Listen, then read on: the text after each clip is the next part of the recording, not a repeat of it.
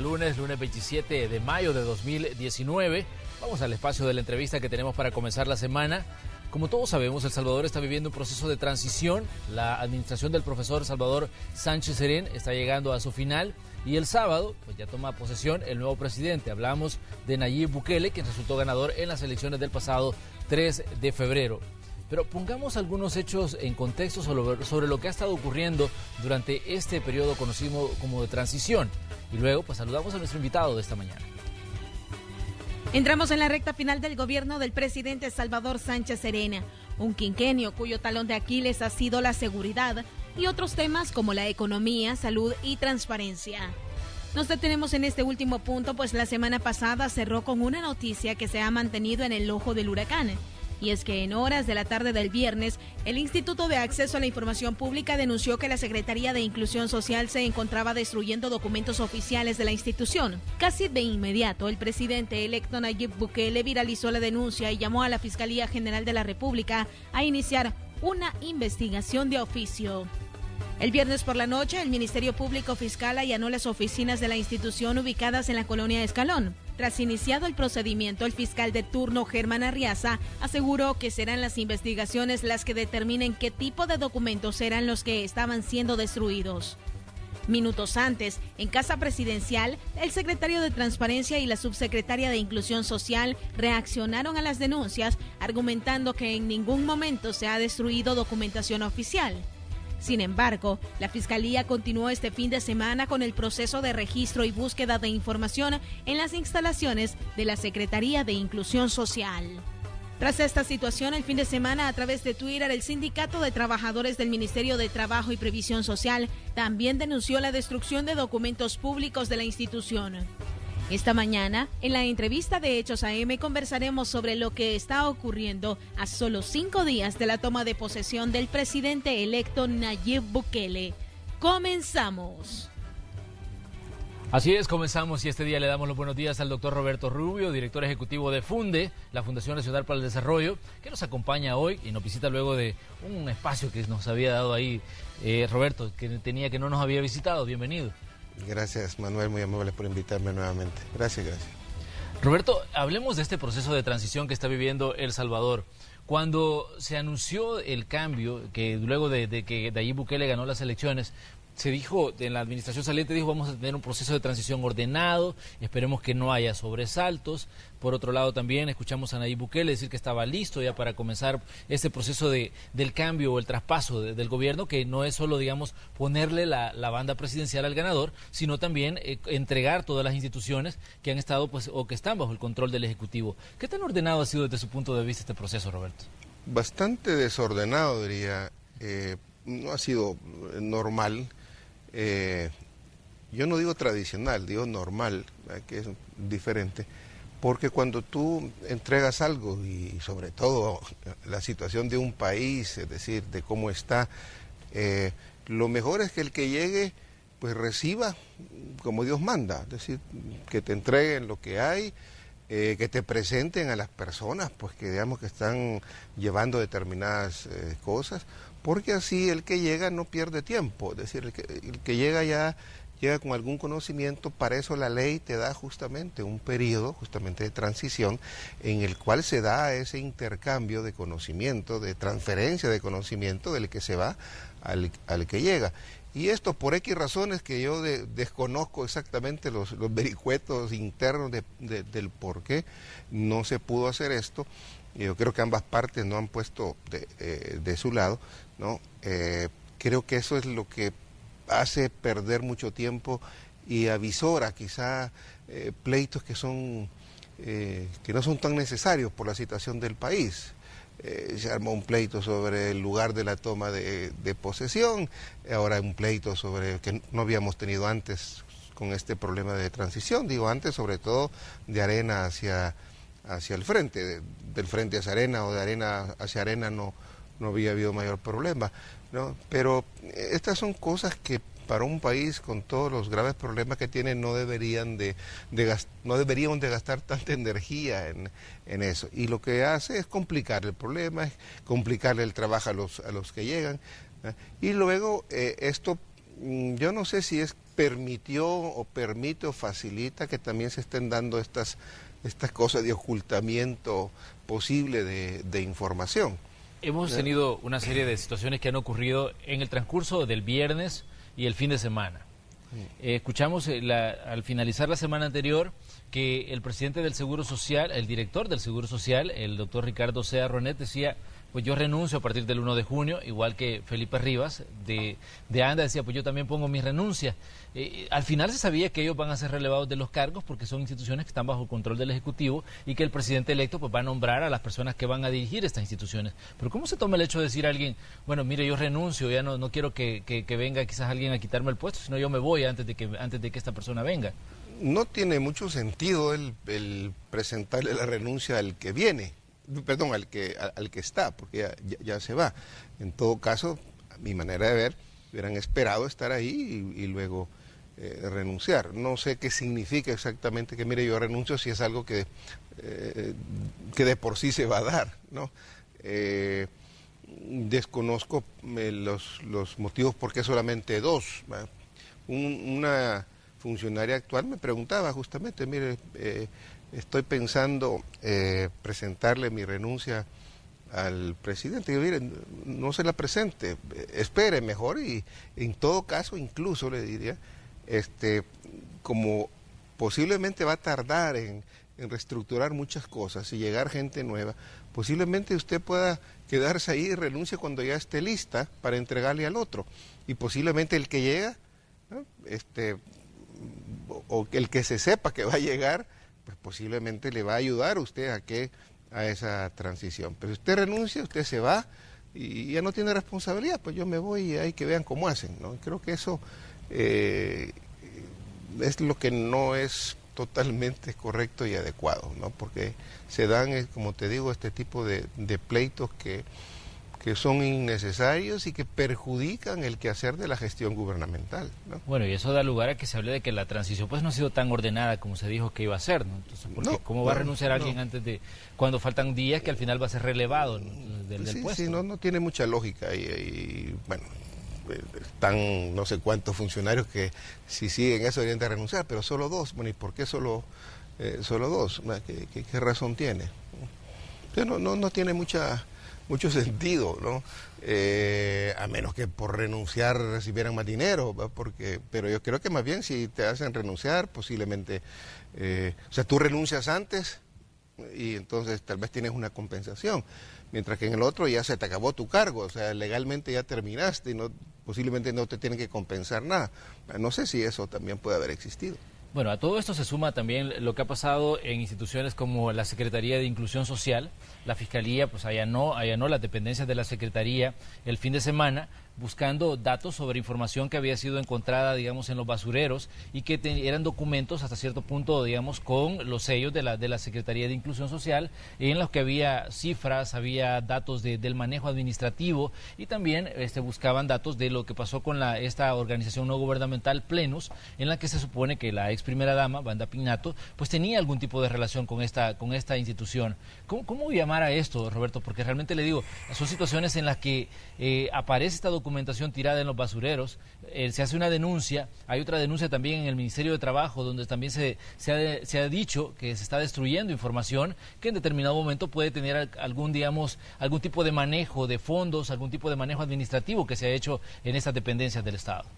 Mire, cuando de repente alguien se roba algo, ¿no? Y empiezan las investigaciones y se descubre que ese dinero solo tú estabas presente y se descubre que de repente a la hora que desapareció justamente coincide con la persona que estaba ahí y descubre que esa persona ya lo había hecho anteriormente. Es decir, si hay mucha evidencia en torno a un hecho, cuando aparece de repente una situación donde un poco anormal, es decir, que aparezca el montón de documentos tirados en la basura o destruidos, indudablemente llama a sospecha. Sí, yo lo que menos puedo hacer es no sospechar de eso, ¿no? Por dos dedos de frente dice, mira, aquí hay algo, hay una persona justamente que está siendo investigada, una persona cuya trayectoria, pues hay hechos que indican, ¿no?, de ella, y de su ex esposo de que hicieron cosas indebidas, que hay cargos, ¿no?, por enriquecimiento ilícito, por lavado, etcétera, y de repente cuando se va a hacer el cambio aparecen todos esta información destruida. Bueno, no, probar exactamente que en esos documentos había algo, digamos, una prueba que se quiso borrar, pues no sé, vamos a ver si algunas de las cosas que se recuperaron en el caso de la Secretaría se lo indican, pero cuando ves el Ministerio de Trabajo que se está haciendo lo mismo, no sé si en otra institución que se mencionaba también, pareciera que este es un proceder, que este es como un comportamiento de aquellas instituciones que se han manejado mal, donde han habido realmente cosas indebidas y que se quiere ocultar la prueba. Eso es inmediatamente lo que nos dice a nosotros un poco la razón, ¿no? Y si ese comportamiento es, porque ahí también debe ir información que puede ser útil al nuevo que llega. Le estás quitando memoria, le estás quitando documentación a la persona que llega, le estás entorpeciendo su trabajo y eso aparte que es delito, ¿no? Ahora que venga pues, la Secretaría que se mostró durante todos estos años que era una secretaría, como siempre dije yo, de apariencia, una secretaría que siempre trató de ocultar lo que pasaba frente a sus narices y que venga a decir que no pasa nada, mire, eso no tiene mucha credibilidad, ¿no? Yo diría que ojalá que esto no esté pasando en otros lados, porque esto va a complicar todo a la llegada de los nuevos, ¿no? Y puede haber documentación importante que se está perdiendo y útil, que puede ser incluso delicada, ¿no?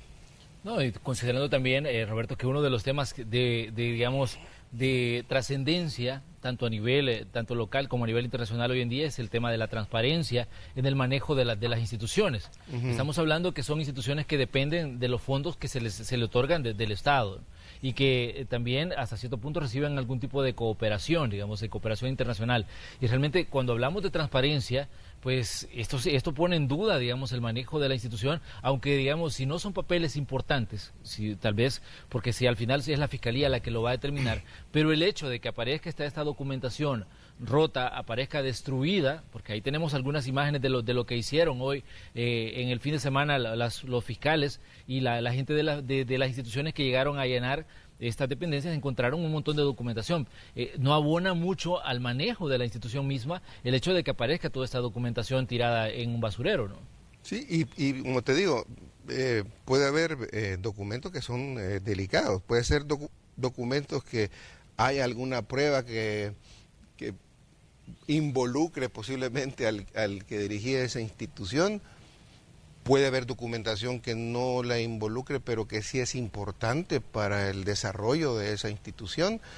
Será la Fiscalía la que tal vez logre, digamos, investigar, hacer como el análisis forense, vamos a decir, de esa documentación para ver qué es lo que realmente se ha destruido, si es posible, porque alguna documentación, si ya fue, digamos, pasada por ese aparato, ¿no?, que rompe y raya todo, pues va a ser un poco difícil recomponer eso, pero vi que había cierta documentación que sí habían recuperado, ¿no?, entera, y ahí vamos a poder quizá confirmar si hay alguna prueba importante, algún documento que sea delicado. Ahora, si es pura basura, pues no va a pasar nada, pero como digo, las sospechas son de que ahí, ¿por qué en estas circunstancias se da esa destrucción tan grande de papeles, ¿no? La ex primera dama, la doctora Wanda Piñato, aparecía en su cuenta en la red social Twitter. Ella daba declaraciones sobre lo que estaba pasando y decía: quiero aclarar los últimos acontecimientos, 3 materias mentirosas, acusa a la prensa gráfica, decía, de estarla señalando en situaciones que no son transparentes. Decía, primero aparecen, dice, en una conferencia de prensa el sindicato de derecha de la Secretaría de Inclusión y posteriormente aparecen esos documentos. ¿No les parece que todo es raro? ¿Quiénes están detrás de esto? Y seguramente vienen con más. Es lo que decía ella a través de su cuenta en la red social Twitter, al hablar sobre lo que estaba pasando en la Secretaría con la denuncia de los documentos encontrados y el posterior pues allanamiento de la Fiscalía General de la República. Bueno, esta es una maña típica pues de echarle la culpa al otro, es decir, mire, yo no fui, fue TT, ¿no? Es decir, a mí me lo pusieron en todo caso, ¿no? Si eso es cierto que apareció y hay documentación ahí grave, yo no fui, fue el sindicato. Un poco eso es lo que nos está diciendo. Creo que había también otro argumento que decía que todo está digitalizado. Yo dudo que toda la documentación esté realmente digitalizada, porque hay veces que efectivamente uno tira papeles, ¿no? Porque ya está digitalizado y está resguardado, etcétera, y no es necesario. Pero no toda la documentación es digamos, materia de digitalización, es decir, volúmenes de documentos, no puede haber, digamos, una persona que haya digitalizado todo. Posiblemente buena parte sí está digitalizado, ¿no?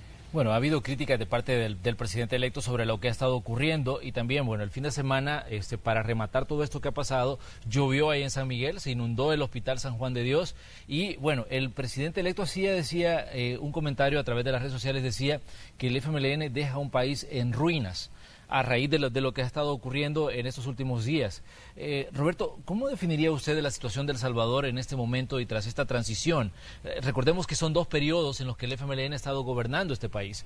Mauricio Funes fue el primer presidente de izquierda, luego el profesor Salvador Sánchez Serén pues retoma las riendas del país luego de haber sido vicepresidente y ministro de Educación en la administración de Funes. Ahora él concluye ya su periodo, sale muy mal evaluado en las últimas encuestas. La UCA le daba 4.79 de nota, la Gavidia, una encuesta de la Universidad Francisco Gavidia, le daba 5, y bueno, estamos llegando al final de este periodo en que ha sido dos gobiernos de izquierda continuos. Pero ¿cuál es la situación? ¿Realmente, como dice el presidente electo, El Salvador está en ruinas, como él señala?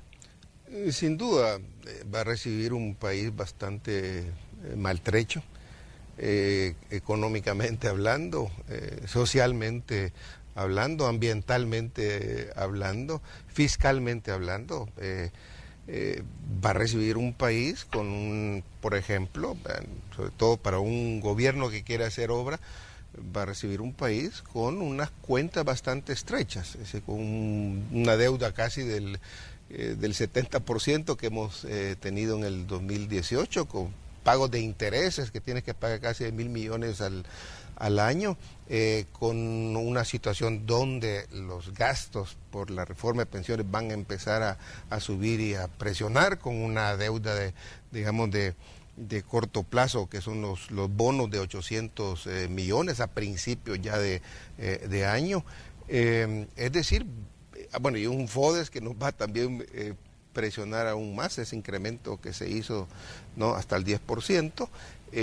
Definitivamente que va a tener un margen muy estrecho, y sobre todo que muchas de estas cosas solo se solucionan o con crecimiento o con una efectividad del gasto o con mayor deuda, y mayor deuda la va a tener complicada porque no va a tener la mayoría calificada.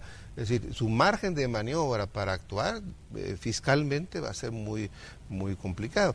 Recibe un país en términos ya macroeconómicos con un crecimiento pues muy bajo. Hemos andado alrededor del 2%, y cuando apenas subimos al 2% ya es una gran alegría, pero mire, un crecimiento enclenque de esa manera, nadie puede alegrarse. Socialmente vemos cómo la violencia, cierto que han bajado, entiendo, si me atengo a los datos oficiales, que han bajado los homicidios, pero la extorsión, después vemos las desapariciones, que habría que ver si no se suma al tema de los homicidios.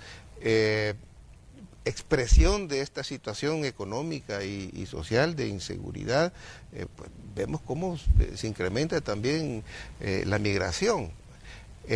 No es casualidad pues que hayan perdido, es que da no sé qué ver que un presidente saliente dice que todo está bien y que sale bien, cuando toda la realidad abultadamente le dice que no ha sido así. Es que realmente no pudieron manejar bien la economía, les quedó la camisa demasiado grande, no pudieron enfrentar bien el problema social. Mira, hasta datos pequeños, ya no se diga esas cosas grandes, si ni siquiera pudieron manejar, como decía yo en un evento, el zoológico. Ahí estaba el gerente que se le morían animales, que no sabía realmente cómo enfrentar el problema. Y siguió el mismo gerente, ni lo cambiaron. Mira cosas que ya no son tan pequeñas, pero que son cotidianas, el tráfico. Aquí se quedan 2 camiones, una arrastra la vez pasada y colapsa una parte de la capital. Es decir, la inutilidad del Viceministerio de Transporte, la inutilidad que han tenido tantos funcionarios. Yo me acuerdo que muchos se preocupaban por el tema ideológico del gobierno. Sí, el tema ideológico influyó en su postura exterior, pero ideológicamente, internamente, como también muchos se transformaron en empresarios, pues no hubo nacionalizaciones, no hubo, digamos, una salida del esquema capitalista como algunos temían. Yo les decía, miren, no, es que eso no lo van a poder hacer. El hándicap, digamos, el problema que tuvo este gobierno es capacidad. Realmente fueron inútiles en manejar la cosa pública, ¿no? Y se aprovecharon muchos también, ¿no? Y como resultado está ahí un partido, imagínate, que ha sido el partido antes de entrar al gobierno, cuando era oposición, era uno de los partidos más de izquierda, más fuertes de América Latina, que había logrado llegar al gobierno a través de las elecciones con una gran fuerza. Miren lo que se está convirtiendo ahora. Es por algo, no es gratuito, no es porque un mandato de Dios que ellos hayan sido así, es porque realmente se lo ganaron. Y si no lo reconocen, si no reconocen, digamos, ese defecto que tuvieron en la gestión para convertirse en un partido de izquierda moderno y diferente, pues mire, su suerte va a estar echada. Van a hacer un partido minúsculo, testimonial nada más, que la historia fueron un producto, un accidente histórico, ¿no? Creo que los dirigentes que quieren hacer cambios, algunos que quieren hacer cambios en el frente, ojalá que en estas elecciones internas pues surja un liderazgo que sea totalmente diferente y que parta reconociendo esos problemas y esos errores de una pésima gestión. Pero si escuchamos al presidente saliente, el profesor Salvador Sánchez Serén, él tenía, esta semana que pasó, tenía una de sus últimas actividades en público y él pues ahí señalaba, decía que él deja un Salvador más educado, un El Salvador más educado y deja un Salvador más seguro, comparando, decía, las cifras de homicidios de 2015 con las que dejan actualmente, bajaron hasta el 9.4, que es como está el dato que maneja la Policía Nacional Civil. También hemos escuchado a dirigentes del FMLN señalar que hasta cierto punto la gente como que no entendió hasta cierto punto lo bueno que se hizo durante la gestión.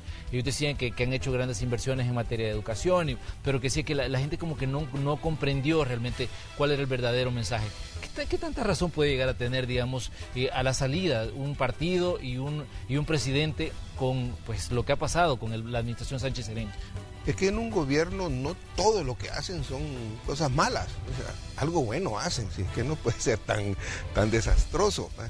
Y posiblemente sí, hubo algunas cosas que se hicieron bien en educación y posiblemente sí afectaron, digamos, y lograron una reducción de los homicidios, al menos temporal, porque no sabemos si eso vuelve a aflorar, si es un repliegue de las pandillas, si las pandillas ahora tienen otra manera de funcionar, pero hay otros indicadores también que te dicen, bueno, y si las pandillas lo que han incrementado más bien la extorsión y menos los homicidios, si ahora esa reducción de homicidios es porque se matan menos entre ellos, si medimos o no medimos el control territorial que tienen y posiblemente por ese control territorial hay menos homicidios, porque se han dividido, porque en las zonas donde solo hay una pandilla hay menos violencia, cuando hay dos hay más. Es decir, esos indicadores más cualitativos de lo que está pasando en seguridad, lo que te indican es que es mucho más complejo decir, mire, yo sí solucioné el problema porque reducí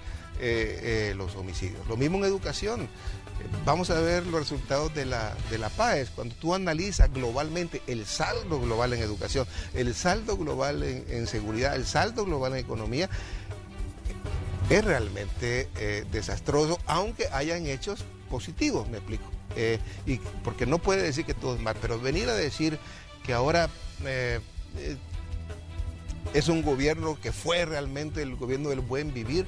Bueno, fue el buen vivir para algunos definitivamente de ellos, pero para la población en general no es que hayamos caído y que hayamos caído en picada y que aquí haya incrementado notablemente la pobreza extrema y que hayamos tenido tasas de crecimiento negativas. No, eso no se ha dado. Pero lo que supuestamente se esperaba, el cambio, no vino. Y más bien lo que vinieron son o deterioro de algunos problemas o mantenimiento de otros. O sea, el saldo global es bastante negativo, es que eso lo tienen que ver, si eso la población lo siente y lo expresa justamente en las encuestas. Para eso están las elecciones, para eso están las encuestas, para que la gente pueda expresar su descontento, y es obvio el descontento que ha habido. Y venir a decir que es culpa de los otros nuevamente, es que la culpa es de ellos porque no me entienden. No puede ser, ¿verdad?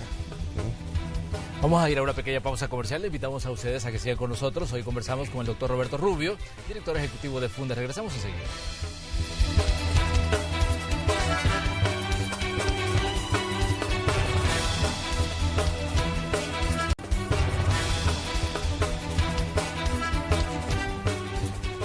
Esta mañana en el espacio de la entrevista, es el lunes 27 de mayo de 2019, estamos conversando con el doctor Roberto Rubio, director ejecutivo de Funde. Estamos hablando de ese proceso de transición que está viviendo El Salvador, que va a concluir pues este proceso el día sábado 1 de junio, cuando asuma el control del gobierno el presidente electo el pasado 3 de febrero, Nayib Bukele.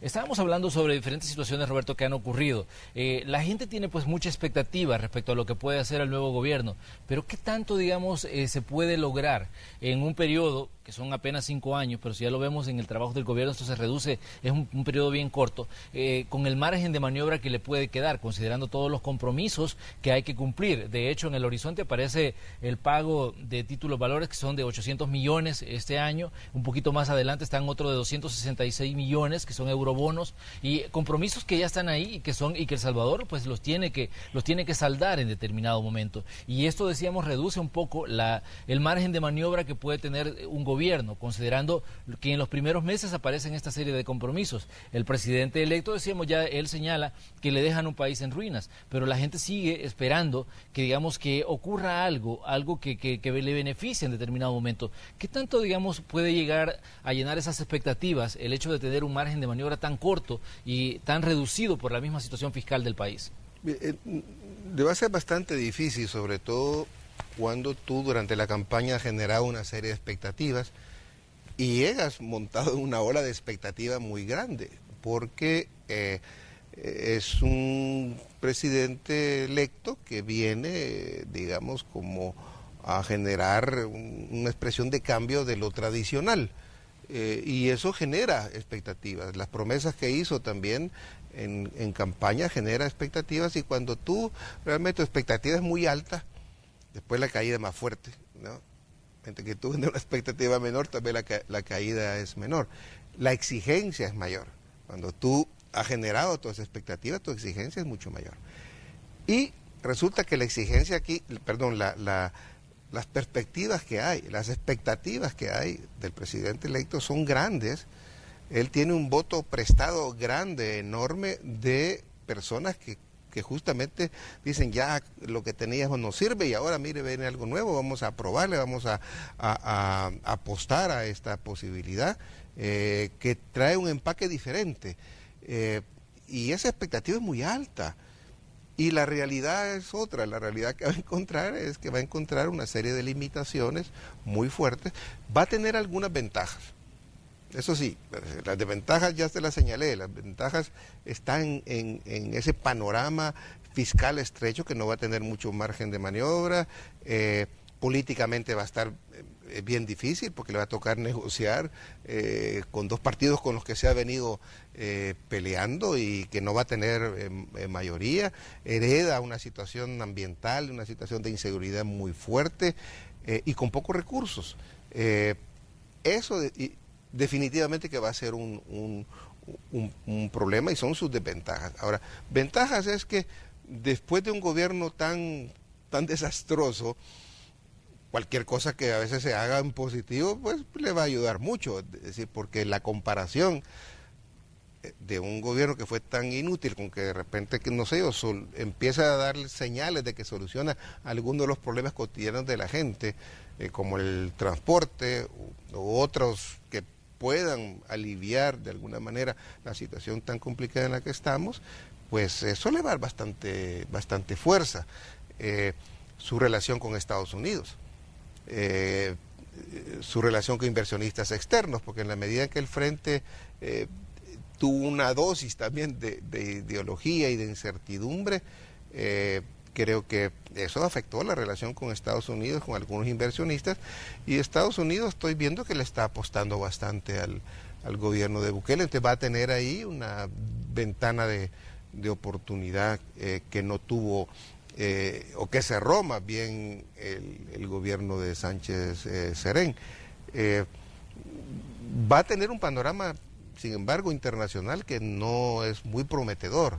Es decir, hemos vivido una situación relativamente positiva a nivel internacional. La economía mundial pues estaba creciendo, la economía norteamericana, pero muchos analistas te dicen que eso se va a debilitar y se está ya debilitando por ese conflicto con China. El panorama internacional también que va a encontrar no es muy bueno. El precio del petróleo puede ser un indicador de las dificultades que va a tener, porque eso significa mucho para la economía nacional y por lo tanto en ese, digo, ventajas y desventajas, creo que el saldo también es más de desventajas las que va a confrontar, y se tienen que cuidar mucho de no prometer cosas que no se van a poder cumplir, ¿no? Y la gente va a ser más exigente, ojo, cada vez las poblaciones son más exigentes, y eso tienen que tomarlo en cuenta los gobernantes, ¿no? Apenas la semana anterior se dio, digamos, hasta cierto punto una medición de fuerzas entre el presidente electo y los partidos en la Asamblea Legislativa. Todos sabemos que está en discusión el proyecto de ley de reconciliación. La semana pasada, para ser exactos, el jueves, se hablaba de que iba a haber una aprobación de esa ley, porque ya decían era una cuestión que ya llevaban cocinada, en este caso Arena y el FMLN, para darle luz verde a esa ley de reconciliación que está en medio del debate por las situaciones que la misma contiene. Organizaciones sociales dicen que es una ley que va a ayudar sobre todo a los victimarios y no a las víctimas de los hechos que ocurrieron durante la guerra. Vimos ahí que al final una de las fuerzas dijo no vamos a votar, y el proyecto de ley pues prácticamente volvió al centro de la discusión. Y ahí pudimos ver, digamos, que el presidente electo estuvo muy activo a través de las redes sociales lanzando críticas e incluso había uno de los tweets que me acuerdo exactamente lo que decía, que se apuntara hacia los nombres de quienes votaran por esa ley para pasarles pues la factura en el 2021. ¿Qué tan complicado puede ser también para los partidos, en este caso Arena y el FMLN, el hecho de entrar en una confrontación, considerando, digamos, el nivel de aceptación que tiene el presidente electo, y que en determinado momento, digamos, algunos de los proyectos que no se cumplan, pues al final puede ser caer en el terreno de responsabilidad de estos partidos y ser contraproducente para ellos en las elecciones que vienen en 2021, porque estamos pues ya a la vuelta de la esquina de este proceso electoral? Ambos se equivocan si la estrategia que quieren implementar con el adversario es confrontarlo para sacar alguna ventaja política, ¿no? Porque si la Asamblea se echa llave y empieza a obstaculizar al nuevo presidente, al nuevo gobierno, yo creo que hemos visto cómo el mismo presidente electo le saca a veces ventaja. Cuando salen lo de la construcción del edificio de la Asamblea, viene el presidente electo y les mete gol porque empiezan a defender y así no, que lo van a hacer, pero el presidente les dice, no, mire, que usted va a con ese dinero podemos destinar a construir escuelas. Claro, es una medida un poco populista, pero la respuesta que le da desde la Asamblea, la que le da el presidente de la Asamblea, es autogol, porque dice, no, es que no lo vamos a hacer, hay que construirlo, porque aquí si viene un terremoto nos va a afectar. Una respuesta más inteligente hubiera sido, sí, mire, vamos a considerarlo y vamos a ver qué hacemos, y posiblemente, y si le quiere devolver el gancho le puede decir, mire, pues entonces, si usted está preocupado por esto de la salud, también destinemos parte del presupuesto que usted tiene asignado para construir estas escuelas, quitemos la defensa. O sea, le pudo haber salido, pero la Asamblea deja mucho que desear. Por algo también es una de las instituciones peor evaluadas. Entonces, si se mete en una lógica de confrontación de ese tipo, no quiero decir que no confronten, porque para eso son oposición, pero de ese tipo, yo creo que va a salir perdiendo, y va a salir perdiendo el país. De la misma manera, si el presidente electo viene y cree que una lógica de confrontación de ese tipo, arrinconándolos, pues lo que va a hacer es generar más popularidad para él, y va a arrinconar y confrontar solamente a través de tweets, lo que va a producir es, digamos, que más llave agarren muchos de estos partidos, porque tú no puedes negociar a través de un tweet. La negociación tiene que ser tete a tete, como dicen, si tiene que haber una presencia, no puedes establecer una negociación por medio de tweet. Y a veces los tweets lo que hacen es romper a veces esos puentes, lo que hacen es dinamitar. Entonces, los cálculos del presidente electo se dicen, no, mire, yo puedo seguir con esta lógica porque me beneficia, y los puedo arrinconar, pero también se le puede volver en contra, porque la gente se puede dar de que no es esa la manera de hacer las cosas, sobre todo si la respuesta de los partidos de oposición es inteligente. Ahí no gana nadie, realmente. Si estamos peleando por ver quién es más popularidad, lo que estamos haciendo es poniendo otra vez la política en función electoral, o en función de una popularidad, y no en función realmente de gobernar. Y eso creo que tienen que pensarlo ambos en sus estrategias. No va a funcionar esa estrategia de confrontación. Ahora bien, ¿cómo queda, digamos, la situación de los partidos políticos, en este caso Arena y el FMLN? Ambos dijeron, vamos a adelantar los procesos internos luego del resultado que obtuvieron el pasado 3 de febrero. Vimos que el FMLN ya puso fecha, 16 de junio, cuando va a elegir a una nueva Secretaría General. En el caso de Arena, pues tiene muchas situaciones que discutir a nivel interno, y vemos que no hay un mayor avance, digamos, en el proceso de renovación. ¿Qué tanto puede afectar, digamos, el trabajo o digamos, este proceso de relacionarse con el presidente electo, el hecho de que ellos todavía no definan claramente cuál va a ser, digamos, el horizonte que van a seguir, o definir cuáles van a ser sus nuevos liderazgos en medio de toda esta tormenta política que se les ha venido después de las elecciones presidenciales? Esta es una desventaja que tienen justamente estos partidos, que han quedado un poco atontados después de la penqueada que les pegaron, y creo que no logran todavía definir no solo el liderazgo, sino el proyecto político, la estrategia política que tienen que seguir. El tema de la ley de reconciliación, porque tuve la oportunidad de hablar con alguna gente de los mismos partidos, pero ellos, por ejemplo, estaban de acuerdo con el contenido, pero me dijeron, mira, la forma como lo hicieron, esa forma oculta, esa práctica de hacer las cosas a escondidas, que es lo que les molesta y le enoja a la gente, lo hicieron de una manera torpe nuevamente, aunque el contenido puede haber sido bueno, que no creo, ojo, que no estoy diciendo que el contenido sea bueno, porque efectivamente aquí no va tras la verdad. Y yo creo que es fundamental conocer la verdad de lo que pasó, y mucha gente dice, no, mira, perdón, me olvido, sí, pero para perdonar quiero saber quién fue el que lo hizo, y quiero saber dónde están los cuerpos de los desaparecidos. Los familiares tienen derecho a conocer dónde están. También hay problemas de contenido, pero los partidos vuelven otra vez, y ahí dentro de la misma Arena, dentro del mismo frente, ¿cuál es la línea? ¿Cuál es tu proyecto político que vas a impulsar frente a una nueva realidad? Porque ya no es la misma la que van a enfrentar. Ya no va a ser el mismo adversario que van a tener, es otro, con otras formas, con otros mecanismos, con otras ideas, y quererlo abordar de la misma manera como se venían ellos enfrentando así no les va a funcionar, y efectivamente tienen problemas para definir su liderazgo, tienen problemas para modernizarse, tienen problemas para definir una estrategia frente a un adversario que todavía, como digo, quedaron un poco como pasmados, que no saben realmente qué hacer, cómo enfrentar, y eso está dificultando su alineamiento, está dificultando su cohesión, y si no lo hacen, pues van a seguir, digamos, perdiendo y reduciéndose a su mínima expresión, como le ha pasado a los partidos que han gobernado antes, PCN, PDC, ¿no?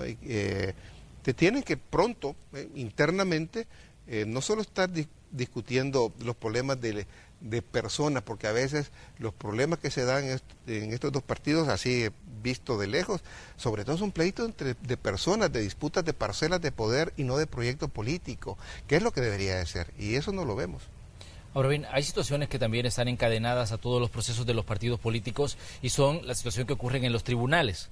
Por un lado vemos al expresidente Elías Antonio Saca, que se somete a un proceso abreviado, acepta que fue parte de esta estructura o que manejó esta estructura de corrupción que sacó muchísimo dinero de los fondos del Estado. Por otro lado tenemos a Mauricio Funes con 4 órdenes de captura y por un lado Arena busca, digamos, hasta cierto punto distanciarse de Elías Antonio Saca y tomarlo como que si él fue, digamos, autónomo dentro del partido y que fue toda decisión de él la situación que se armó dentro de, digamos, dentro de su gobierno para sacar fondos del Estado. Por el otro lado vemos a un FMLN que no termina de desvincularse de Mauricio Funes y que él incluso sigue pues muy activo a través de las redes sociales todos los días opinando de X o Y cosa que ocurre. Entonces, ¿qué tanto les pasa factura a estos partidos el hecho de tener a estos expresidentes que siguen siendo, digamos, parte y actores dentro de la vida nacional, ya sea por los procesos en los que están envueltos o por las opiniones que emiten, en este caso como Mauricio Funes, que decíamos todos los días pues le dedica pues un tuit por lo menos a Nayib Bukele, ¿no? Mira, es que muchos, desde hace mucho tiempo, veníamos diciendo que este tema de la corrupción ya había empezado a cobrar importancia, digamos, en la agenda nacional y en la mente del elector y de las personas. Y de hecho no es que sea el más importante, porque tienes el tema de la seguridad del empleo, pero claro, había cobrado una buena fuerza. Y estos dos partidos no lograron, digamos, destrabarse de esa corrupción interna. Y muchos se los decíamos, miren, ustedes tienen que hacer un exorcismo, sacar a sus demonios, ¿no? Reconocer esa corrupción. Uno de los problemas de Arena es que no bastaba decirme que Tony Saca, ¿no?, que ya lo habían expulsado. No, es que tenía que haber por lo menos parado algunos hechos de corrupción que había, hasta pequeños hechos de corrupción, cuando el señor que se fue allá al Mundial y apareció en el Mundial, Carlos Reyes, Reyes, que el jefe de fracción, silencio, ¿no? Hasta esos pequeños detalles ya no se digan los grandes, todos los pecados que cometió Arena durante sus años de gestión, que efectivamente los cometió, pues por lo menos haberlos dicho, mire, perdón, lo hicimos, pero perdón. Y lo mismo el Frente. Sí, lo que han hecho es tapar, es decir, la Secretaría fue una tapadera, usaron el tema de la corrupción solo para atacar a los otros. Nunca reconocieron siquiera uno tan solo. Lo que hicieron fue defenderlos. Y esa defensa que hicieron de las personas que están involucradas en hechos de corrupción les trae un costo político. Y astutamente el presidente electo lo aprovechó, porque eso de los mismos de siempre, ese eslogan de devuelvan lo robado, pegó. No se lo pudieron quitar. Una de las maneras, no la única, pero una manera de haberse quitado es por lo menos haber dicho, sí, mire, lo siento, y vamos a expulsar a los que hicieron, o vamos a juzgar internamente a los que hicieron eso y reconocemos que lo hizo mal. Por lo menos como mínimo hubieran hecho eso. Claro que cuesta. Cuesta porque tiene dirigentes involucrados, personas involucradas importantes, y te cuesta hacerlo. Pero hay que limpiar la casa si querés que no te miren sucio. Tenés que hacer esfuerzos internos para purificarte, llamémosle así, internamente, ¿no? Ustedes, como Funde y también Acción Ciudadana, a mediados de mayo estaban proponiendo que en el país se instale pues una misión internacional contra la impunidad y la corrupción. Decían ustedes que sirva de apoyo a la institucionalidad. ¿Cómo ven ustedes el panorama, considerando, digamos, a los últimos acontecimientos que se han dado, las situaciones que están ahí, que son poco transparentes, y cómo ven el panorama para que este proyecto que ustedes proponían pues se ponga en marcha, ¿no? Bueno, esta fue una principales promesas del presidente electo. Lo que hemos escuchado es que sí hay esfuerzos para hacerlo. Hemos tenido la oportunidad de conocer el diseño de esta, que ellos llaman CICIES, y hay bastante coincidencia. Creo que en materia de concepción tenemos bastante cercanía. Vamos a ver la implementación y esto cómo funciona. Lo que sí es cierto y es donde nosotros planteamos de que es necesaria esta misión, que yo sé que puede generar anticuerpos a mucha gente, porque hay mucho prejuicio sobre la CICIG de Guatemala, porque piensa que Naciones Unidas es el demonio y que no va a venir a traer el aborto, etc. Hay mucha gente conservadora que no lo quiere, pero habida cuenta de del debilitamiento de las instituciones de control, mira lo que está pasando en la sección en la Corte Suprema de Justicia, con los casos de probidad. Dicen que el señor Gallegos fue liberado, no sabemos por qué, porque se autorrecetaron una ley que dice que durante 9 años, creo, tú no puedes conocer ese expediente, que no sabemos por qué. Un señor que tiene bastantes evidencias de haber hecho cosas indebidas, lo liberan. Ya viene el caso de Sigfrido Reyes, pero ¿qué pasa? Sacan el caso del señor Hernández y Susi, que un caso pequeño, o sea, que a la gente que por miles, por decirte, y que no es tan emblemático, es así, pero a los gruesos, no. Entonces vamos a ver qué pasa con el caso de Sigfrido Reyes, porque lo que se comenta, y ahí caigo un poco en el chambre, no me gusta la información del chambre, pero que hubo una especie de acuerdo de no me toques en esos casos. Entonces vamos a ver si la sección de probidad, si el pleno de la Corte actúa correctamente. Hasta ahora ha dado malas señales. El Instituto de Acceso a Información, nosotros, y se lo he expresado directamente al fiscal, nuestro temor de que en la Fiscalía se reactiven algunas redes de corrupción interna. Entonces el panorama requiere realmente de un apoyo internacional. Por eso es que estamos, y ahora con mayor convicción, viendo la necesidad que haya una instancia internacional respetando las leyes nacionales, que esté trabajando a la par de la Fiscalía, es decir, no es para que esté encima de la Fiscalía, que pueda realmente ayudarnos con su experiencia, con sus gentes que posiblemente no vendrán tan contaminadas como pueden estar agentes internas, para ayudarnos a combatir la corrupción en el país, ¿no?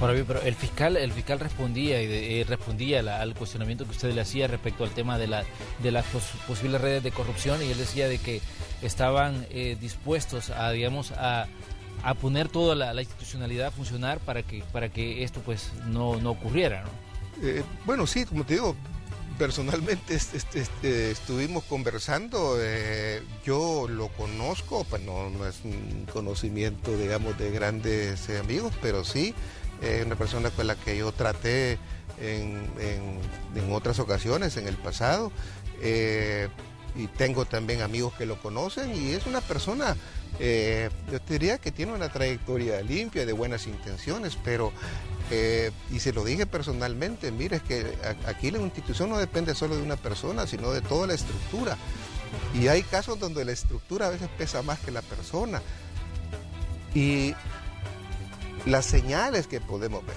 ¿no?, independientemente de quién tenga razón, es que ese caso de corruptela puede verse afectado, ya sea porque los que se criteriaron ahora dicen que ya no, y entonces toda la evidencia que ellos proporcionaron en contra del señor Enrique Raiz, en contra de Luis Martínez, en contra de Mauricio Funes, un juez puede que ya no las tome en cuenta. Y si adicionalmente los fiscales que están investigando actualmente el caso corruptela son separados del cargo, también se va a afectar, aunque me diga pues el que estaba ahí con el fiscal que no, que tienen otra sección de corruptela que va a investigar. Como mínimo se va a debilitar el caso.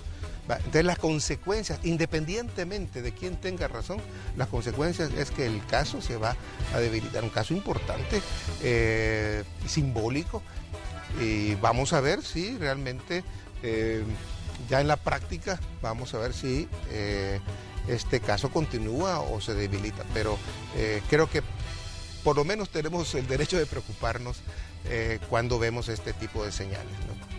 Muy bien.